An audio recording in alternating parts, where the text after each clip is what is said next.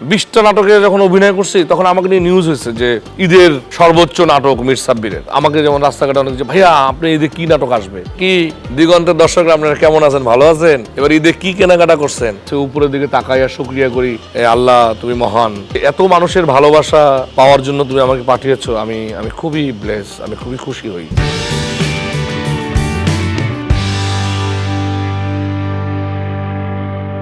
প্রিয় দর্শক, স্বাগত জানাচ্ছি দিগন্ত ঈদ আড্ডা অনুষ্ঠানে। আপনাদের সাথে আছি আমি যুবরাজ ফয়সাল। টেলিভিশনে যারা নানা চরিত্র নিয়ে হাজির হন, তাদের কেমন কাটে ঈদ, কেমন ছিল তাদের শৈশবের ঈদ, এইসব বিষয়ে কথা বলবো জাতীয় চলচ্চিত্র পুরস্কার প্রাপ্ত অভিনেতা ও পরিচালক মীর সাব্বিরের সাথে। সাব্বির ভাই, আপনাকে স্বাগত দিগন্ত ঈদ আড্ডা অনুষ্ঠানে। আপনাকেও স্বাগত, দিগন্তের দর্শকদেরও স্বাগত। ঈদ মোবারক। ছোটবেলার ঈদ আর এখনকার ঈদ কেমন, কিভাবে দেখেন আপনি? আসলে মানুষের শৈশবের ঈদ তো আসলে সবচেয়ে অন্যরকম, কারণ হচ্ছে শৈশবে নানান রকমের স্মৃতি থাকে যেগুলো আসলে কখনোই ভোলা সম্ভব নয়। সাধারণ ফ্যানের দিন শেষ, আকিস ফ্যানে বাংলাদেশ। আমি তো আসলে বড় হয়েছি আমার জেলা শহর বরগুনাতে। আমার শৈশবের সময়ের ঈদ হচ্ছে বরগুনা ঈদগায় নামাজ পড়তে যাওয়া, ঈদের বাজার ছিল আমাদের, যেখানে ঈদের কেনাকাটা হয়, সেখানে জামা কাপড় কেনা, দাদা ছিল, দাদার সাথে, এবং আমাদের সমস্ত ভাই বোন চাচা দাদা এরা সবাই মিলে আমরা ঈদগাহে একটা নির্দিষ্ট জায়গাতে নামাজ পড়তাম এবং আগে গিয়ে জায়গা রাখতাম, এবং জায়গা রাখার জন্য ছোটদেরকে আগে পাঠানো হতো ঈদগাহে। এই যে শৈশবে যে ঈদগাহে জায়গা রাখা, এবং জায়গা রেখে বসে থাকা, এবং তারপর সবাই আসতো ঈদের নামাজ পড়তে, এটা আমার কাছে অনেক অসাধারণ স্মৃতি বলে মনে হয়। তারপরে ঈদের বন্ধুদের সঙ্গে এক বাসা থেকে আরেক বাসায় ফিরনি খেতে যাওয়া, সেমাই খেতে যাওয়া, এটা একটা বিশাল স্মৃতি। তারপরে ঈদের সবচেয়ে মজার যেটা স্মৃতি আছে আমার, সেটা হচ্ছে সিনেমা হলে গিয়ে সকালে সিনেমা দেখা, যেটাকে বলা হয় মর্নিং শোজ। হ্যাঁ, এবং এই মর্নিং শোর যে সিনেমা, এটা ঈদের নামাজের পরে আমরা 10টা থেকে শুরু হতো, 10টা থেকে 1টা পর্যন্ত। এই 10টা থেকে 1টা, এই 10টার সময় কিভাবে ওই সিনেমাটা দেখতে যাওয়া যায়, এটার জন্য টাকা জমিয়ে রাখা, বন্ধুরা একসাথে হওয়া, এবং আমার আব্বা প্রচণ্ড রাগী ছিলেন, তার চোখ ফাঁকি দিয়ে কোন সময়ে এই টাইমটাতে যাওয়া যাবে। এবং শ্যামলী সিনেমা হল নামে আমাদের একটি সিনেমা হল ছিল বরগুনাতে, সেই সিনেমা হলে আমরা ঈদের নামাজ পড়ে ফিরনি খেয়ে বন্ধু বান্ধব একসাথে করে এবং একদম মর্নিং শোতে সিনেমা হলে সিনেমা দেখতে যাওয়া, এইটা ছিল আমাদের একটা মধুর স্মৃতি। শৈশবের ঈদ, এই যে ব্যস্ততা, এখন সব মিলিয়ে পরিবারকে কতটা সময় দিতে পারেন? আসলে তো ব্যস্ততা আছে বলেই তো একটা মানুষ আসলে বেঁচে থাকে, এবং আমি মনে করি যে পরিবারকে আসলে সময় তো আসলে এভাবে আমরা যারা প্রকৃত অর্থে যারা আমরা যে প্রফেশনে আছি, এখানে তো সকালে আমরা যাই, রাতে ফিরি। আপনিও জানেন, আপনি নিজেও কাজ করেন এই মিডিয়ামে, তো এখানে তো স্যার টাইম থাকে না, ধরাবাঁধা নিয়ম থাকে না, তো একটা বিশাল সময় আসলে পরিবারকে দেওয়া সম্ভব হয় না। এরা আই মিস ইট। এবং আমার পরিবারে যেমন আমার স্ত্রী, আমি যখন আরও ইয়াং এজে ছিলাম, আরও 15 বছর আগে, সারাদিন যখন শুটিং করি, তখন অনেক সময় চুমকি মন খারাপ করে বলতো যে তুমি তো আসলে বিয়ে করে তোমার ভুল হয়েছে, তুমি বিয়ে করলা কেন? হ্যাঁ, তুমি বাচ্চাদের সময় দিতে পারো না, নিজেকে সময় দিতে পারো না, তোমার নিজের জন্য তোমার নিজেকে সময় দেওয়া উচিত। এই যে সময়টা, এবং আমি তো আসলে সত্যি আমার বড় ছেলে যার বয়স এখন 18, তাকে তো আমি আসলে ওইভাবে সময় দিতে পারি নাই, এটা সত্য। কারণ হচ্ছে পারি নাই কাজের ব্যস্ততার কারণে, এবং ছোট ছেলেকেও ওইভাবে সময় দিতে পারি নাই। তাও এখন তো একটু কম কাজ করি, কিংবা একটু বোঝাপড়া করে কাজ করি, সময়টাকে ডিফারেন্ট ওয়েতে ভাগ করি।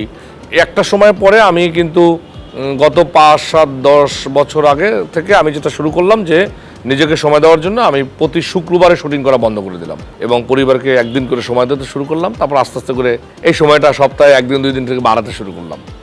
এখন তো ধরেন কাজকে ভাগ করে ফেলছি নানান রকম। এখন অভিনয়ের পোর্শনের কাজ একরকমের, ডিরেক্টরিয়াল কাজ এক রকমের, কিংবা ধরেন আরও অন্য কাজ যে কর্ম যেগুলো আছে, সেগুলো আমি সময় ভাগ করে নিই আর কি।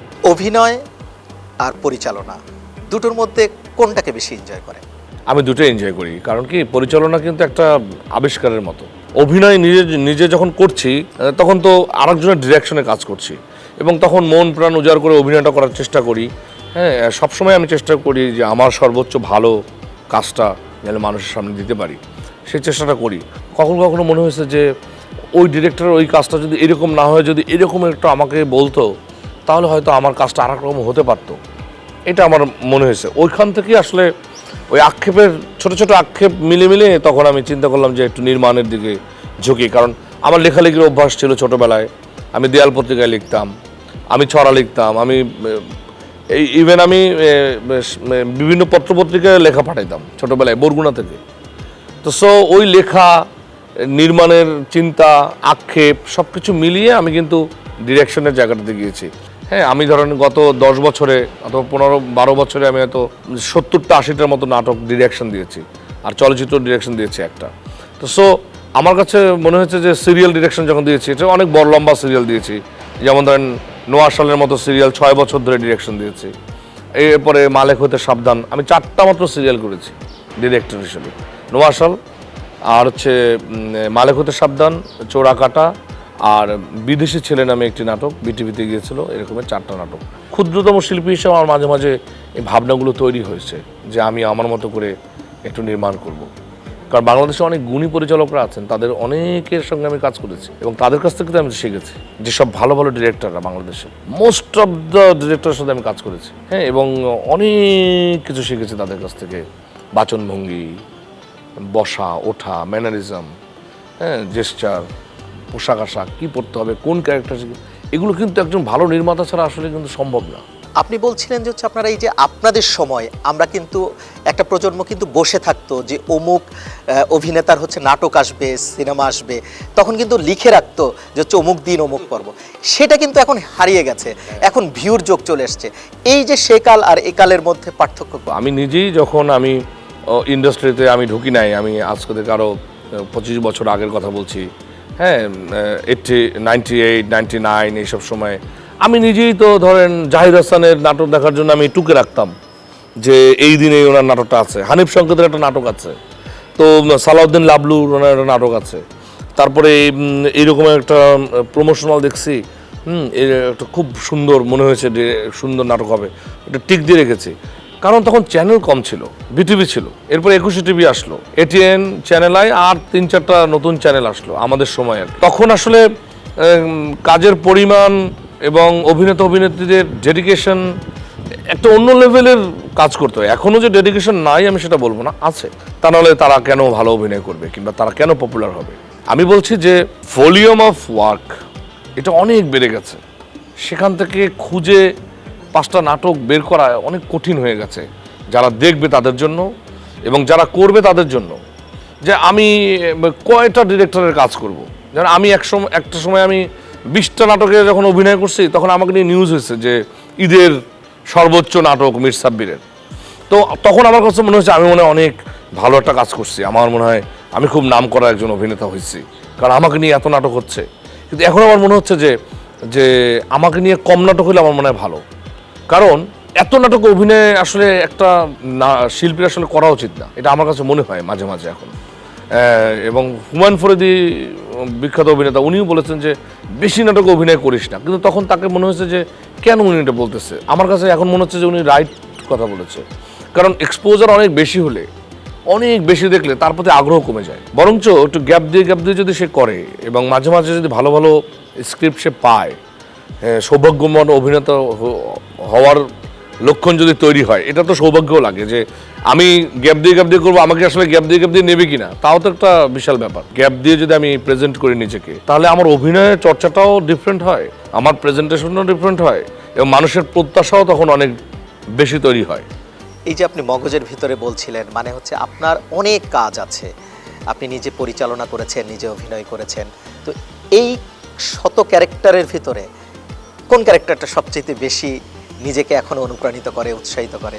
সে অনেক ক্যারেক্টার আছে, কিন্তু ধরেন আমার কাছে এখন ধরেন আমি যে ক্যারেক্টারগুলো করেছি, সে ক্যারেক্টারগুলো অনেক চরিত্র আছে যেগুলো আমার খুবই পছন্দ, কিন্তু সেই পছন্দটা যদি আমি এখন বলি, তাহলে অন্য যে চরিত্রগুলো আছে সেগুলোকে আসলে অবমাননা করা হয়। যেমন ধর রাত জাগা ফুলে, আমি যেটার জন্য ন্যাশনাল অ্যাওয়ার্ড পেয়েছি, সেখানকার চরিত্রটা রইস, যে চরিত্রটা, এই চরিত্রটা আমার অনেক পছন্দের একটা চরিত্র। রইস একটা চরিত্র। কিংবা ধরেন আমি একটা বুড়ো মানুষের চরিত্র অভিনয় করি বাপ বেটা নামে, ওনার নাম হচ্ছে পাকন বিশ্বাস।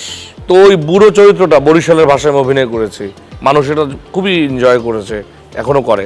তো ওই চরিত্রটা আমার কাছে ভালো লাগে। আমি বিষকাটা আমি যে নাটকটা করেছিলাম, আক্কাস নামে একটা চরিত্র অভিনয় করেছিলাম আজকে থেকে আরো 25 বছর আগে, সেটা আমার সবচাইতে 21 টিভিতে প্রচারিত হয়েছিল এবং এটা অনেক মানুষ পছন্দ করেছে। আক্কাস, আমাকে আক্কাস নামে মেনশন করেছে। কিংবা ধরেন আমি এরকমের আরও অনেক, যেমন গিয়াসউদ্দিন সেলিমের নাটকে অভিনয় করেছি, সালাউদ্দিন লাবলুর অনেকগুলো নাটকে অভিনয় করেছি, যেখানে খুবই সুন্দর সুন্দর চরিত্র আমি বিল্ড আপ করেছি, কিংবা ওনারা আমাকে দিয়েছেন। তিন গাদা নামে একটা নাটক করেছিলাম আমি, বৃন্দাবন দাসের লেখা, ওখানে একটা চরিত্র করেছি। সেই চরিত্রটা অনেক মানুষের কাছে এখনও আমি শুনি যে আপনি অসাধারণ। তারপর হানিফ সংকেতের অনেকগুলো নাটকে আমি অভিনয় করেছি। তারপরে আরও অসংখ্য, মানে এই যে আমি যে আসলে মনে করতে পারছি না, কারণ হচ্ছে নাটকের সংখ্যা এত, কিংবা চরিত্রের সংখ্যা এত, আমি অনেক সময় মনেও করতে পারি না যে কোন নাটক। এখন ইউটিউবের কারণে আমি অনেক পুরনো নাটক দেখি, এখন সামনে আসে, তখন আমি ভাবি এই নাটকে আমি অভিনয় করছিলাম, ও মাই গড এই নাটকে আমি অভিনয় করছি, ও তখন আমি আবার ভাবি যে ওই সময় তো আমি ভালোই অভিনয় করছি। আবার এখন ভাবি যে এই অভিনয়টা এরকম না হয়, যদি ওই সময় যদি এরকম করতে পারতাম তাহলে আরেকটু ডিফারেন্ট হতে পারতো। কিন্তু আমার কাছে মনে হয়েছে যত আগে আমি নাটক করেছি সেই নাটকগুলো অনেক বেশি সরল ছিল আমার কাছে। এটিএম শাহুজ্জামান উনি আমাকে বলছে যে মানুষ দুই সময় ভালো অভিনয় করে। কোন সময়? যখন সে অভিনয় জানে না, সে বোঝে না অভিনয়টা কি, তখন সে সবচেয়ে ভালো অভিনয় করে। আর একটা সময় সে ভালো অভিনয় করে যখন সে অনেক জানে, সে জানার পরে তখন আমি বললাম সেইটা কবে সে বুঝতে পারে, কবে বলে সেটা সাব্বির আমি যখন বুড়ো হয়ে গেছি তখন আমি বুঝছি। এটিএম শাহুজ্জামান বলতেছে যে সাব্বির আমি এখন বুড়ো হয়েছি, এখন বুঝছি যে আমার অভিনয় এখন আসলে এইগুলো করা উচিত। তার মানে বুড়ো হলে পরে বোঝা যায় যে আমি ভালো অভিনয় কিছু জানলাম। তো দুইটা সময় জানে, আর মাঝখানের সময়টা সে আসলে অভিনয় করতে চায়, আমি এই করব, আমি ওইরকম করে করব, আমি এটা করব ওইটা করব। তখন অনেক সময় ভুল ভালো হয়, যে অনেক ভুল অ্যাক্টিং হয়, ভুল জায়গাতে পা দেওয়া হয়। তার মানে যখন সে জানে না তখন সে ভালো অভিনয় করে। আবুল হায়াত উনি আবার বলছে যে সাব্বির তুই তখনই ভালো অভিনেতা যখন তুই বুঝতে পারবি অভিনয়টা করার সময় তুই বুঝতে পারবি যে তুই কিছু জানিস না। এই জায়গা থেকে তুই অভিনয়টা শুরু করলি, তোর জার্নিটা শুরু হলো, তখন দেখবি যে যদি তুই বুঝতে পারো যে আমিও ক্যারেক্টারটা নিয়েছি কিন্তু আমি ক্যারেক্টারটার এন্ডিংটা জানি না, ওটা যদি তুই মাথার ভিতরে নিতে পারিস তখন তুই ভালো অভিনয়ের যাত্রায় পা দেওয়া শুরু করবি। অনেকগুলো ক্যারেক্টার থেকে দিগন্তর দর্শকদের জন্য, ঈদ আড্ডার এই দর্শক যারা রয়েছে তাদের জন্য যদি আপনার বরিশালের ভাষায় দুই একটা ডায়লগ বলতেন আর কি, আপনি সংলাপ বলতেন। সবাই এই প্রশ্নটা করে বরিশালের ভাষায় একটা সংলাপ বলেন। আমি বরিশালের যতগুলো নাটকে অভিনয় করেছি সেই নাটকগুলোতে জানেন স্ক্রিপ্টে যা ছিল সেটার সাথে ইনস্ট্যান্ট অনেক কিছু আমি কিন্তু চেঞ্জ করেছি, ইনস্ট্যান্ট অনেক কিছু বলে ফেলেছি। আমি নিজেও জানি না তখন আমি কিভাবে বলছি, যখন জানতে চাই তখন আর বলতে পারি না। এই আপনি প্রশ্ন করলেন আর বরিশালের ভাষায় একটা কথা বলেন, এখন আমি চিন্তা করতেছি বরিশাল ভাষায় কোনটা বলবো। কিন্তু আপনি যদি বলতেন যে ভাই আপনি বরিশালের ভাষায় কথা বলেন, তো আমিও কথা বলতে পারবো। কি দিগন্তের দর্শকরা আপনারা কেমন আছেন, ভালো আছেন? এবার ঈদে কি কেনাকাটা করছেন? ভালো করে একটু পাঞ্জাবিটা কিনেন, ফুটা ফাটা আছে নাকি দেখে লইয়েন। অনেক ধরনের পাঞ্জাবি কিন্তু পাতলা তেনা তেনা বেচছে, আমাদের ভালো টাল হয়ে যাবে, এবার ধরতেও পারবেন না কি জিনিস দিয়ে দিছে। খবরদার দেখকে শূন্য জিনিস এবার কিনবেন, পাঞ্জাবিটা সুন্দর করে কিনবেন, এরপর সুন্দর করে সেমাইটা খাইবেন, ফিন্নি খাইবেন, ফিন্নিটা যখন লইবেন না তখন হুরুত হুরুত করে খাইবেন, মজা পাইবেন। মায়ের হাতের ফিন্নি, বুঝতে পারছেন? দিগন্তের দর্শকেরা আপনারা ভালো করে ঈদটার উপভোগ করেন। এত সুন্দর ঈদের এত মজার খাওয়ন দাওন, মায়ের হাতের কোরমা আপনি পাইবেন কোথায়? হ্যাঁ, সবসময় কি পাইবেন? এইরকমের আর কি মানে আপনি যদি জানতে বলতে বলেন তাহলে আমি বলতে পারবো না, সংলাপ তো সবসময় মাথায় থাকে না, কিন্তু ইনস্ট্যান্ট অনেক কিছু হয়তো তৈরি হতে পারে ওই ক্যারেক্টারকে ধরে। আপনি যে রান্নার কথা বলছিলেন আর কি, ঈদের দিন কি খেতে পছন্দ করেন এটা যদি জানাতেন। ঈদে আমার সব সময় পছন্দ হচ্ছে, আমার আম্মা একটা পোলাও রান্না করতো, বেরেস্তা দিয়ে পোলাও, আর হচ্ছে ডিমের কোরমা, হ্যাঁ, আর ওই মুরগির মাংস আলু দিয়ে ঝোল ঝোল করে রান্না করতো। এইটা হলো অসাধারণ। ঈদের পরে বেরেস্তা দিয়ে পোলাও, একটু ডিমের কোরমা, দেশি মুরগির আলুর ঝোল, এইটা মনে করেন যে আমার কাছে মনে হয় যে বেস্ট, এটা আমার ঈদের খাবার। এবং আমি ছোটবেলা থেকে এটা খেয়ে বড় হয়েছে, যেহেতু এটা আমার মনে হয় মৃত্যুর আগ দিন পর্যন্ত আমার কাছে প্রিয় খাবার হয়ে থাকবে। রান্না করতে আমি পারি, যেমন ধরেন গরু মাংস রান্না করতে পারি, মুরগির মাংস রান্না করতে পারি, মাছ ভাজতে পারি, মাছ রান্না করতে পারি, আলু ভর্তা করতে পারি, ডিম ভাজতে পারি, ডিম ভুনা করতে পারি, মানে যেটা একটা পুরুষ মানুষের জন্য দরকার। কিন্তু ধরেন পোলাও রান্না করতে গেলে একটু টেনশন হয় যে পোলাওটা আবার ফিন্নি হয়ে গেল কিনা, টেনশন কাজ করে যে পোলাও যদি কোনো কারণে পোলাও একটু মাপে কম হয় তাহলে কিন্তু ফিন্নির মতো হয়ে যাবে। তো ওইটা নিয়ে একটু রিস্ক থাকে, এই জন্য এই রিস্কে যাই না। ভাত রান্না করতে পারি, তাতে সমস্যা হয় না, কিন্তু ভাতের মার গাল থেকে একটু সমস্যা হয়, কারণ কোনো কারণে যদি এটা স্লিপ করে তাহলে তো শেষ। তো ওইটার ব্যাপারে রিস্ক নিতে একটু ইয়া লাগে। আর হচ্ছে এখন তো অবশ্য রাইস কুকার আছে যেহেতু, তো এখন ইনস্ট্যান্ট তো ভাত রান্না করাই যায়। অভিনয়, পরিচালনা এগুলোর বাইরে এমন কিছু করার শখ আছে কিনা? কি করতে পছন্দ করেন? দেখেন আমি খুবই মানে আমার ছোটবেলা থেকেই মানে আমার অভিনয়টা একটা নেশার মতো। হ্যাঁ, মানে আমি এই গান, অভিনয়, লেখালেখি এইটার মধ্যেই নিজেকে রাখতে সবসময় পছন্দ করেছি এবং এখনও আছি। আমার অভিনয়ের বাইরে আমার যেমন ধরেন পড়তে ভালো লাগে, লিটারেচার পড়তে ভালো লাগে, কবিতা পড়তে ভালো লাগে। আমি কবিতা নিজে পড়ি, কবিতা পড়ার চেষ্টা করি, অন্যদের কবিতা পড়ি। কবিতা কিন্তু একটা সিনেমার চেয়ে তো অনেক বড় ক্যানভাস। 4 লাইনের একটা কবিতা, 10 লাইনের একটা কবিতা অনেক বড় একটা ক্যানভাস তৈরি করে। এটা আমার খুব ইচ্ছা করে। আমি মাঝে মাঝে গান লিখি। হ্যাঁ, আমার লেখা গান মানে অনেকেই গেয়েছে, এটা আমার খুবই পছন্দ। আর আমার খুব ইচ্ছে করে যে আমি একটু বাঁশি বাজাতে পারি। যখন একটু নিজের মতো থাকতে চাই তখন একটু বাঁশিটা বাজাবো। আমার অনেক যে চাহিদা তা নয়, মানে আমি অনেক একেবারে 10 তলা বিল্ডিং বানাবো, 100 কোটি টাকার মালিক হব, তো আমি একেবারে মনে করেন যে শিপে চড়ে ঘুরতে থাকবো, এইসব না। আমার চাহিদা খুবই ছোট ছোট। একটা বৃষ্টির স্নাত একটা দিন, একটা সুন্দর একটি ঘর, সেখান থেকে বৃষ্টি দেখা, একটু গান শোনা, একটু আনন্দ নিয়ে ঘুমাতে যাওয়া। হ্যাঁ, কিংবা ধরেন একটা অসম্ভব সুন্দর বই পড়লাম, চমৎকার একটা মুভি থিয়েটার থাকলো আমার ঘরের ভিতরে, এইটা আমার খুব ইচ্ছা করে। কবে পারবো আমি জানি না। এই রকমের স্বপ্ন, ছোট ছোট স্বপ্ন, মানে এগুলো আমার খুব ইচ্ছা করে। একটু বাঁশি বাজাতে ইচ্ছা করে নিজের মতো, একটু কবি, এটা নিজের মতো, এটা কারোর সঙ্গে ভাগাভাগি করার জন্য না। এই আমার ইচ্ছা। এর বাইরে আমার অনেক বেশি ইচ্ছা নেই। আর একটা ইচ্ছা, আমার 2 সন্তান, ওদেরকে একটু ভালো পড়াশোনা করাবো। দিগন্তে দর্শকদের জন্য 2 লাইন গান কিংবা 2 লাইন কবিতা। গান তো আর আমি এভাবে গাইতে পারি না, 2 লাইন কবিতা দিগন্তের দর্শকের জন্য বলতে পারি এরকমের।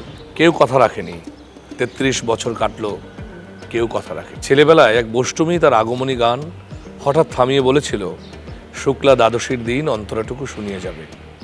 তারপর কত চন্দ্রভূক অমাবস্যা কেটে গেল, সেই বষ্টমী আর এলো না। 25 বছর প্রতীক্ষায় আছি।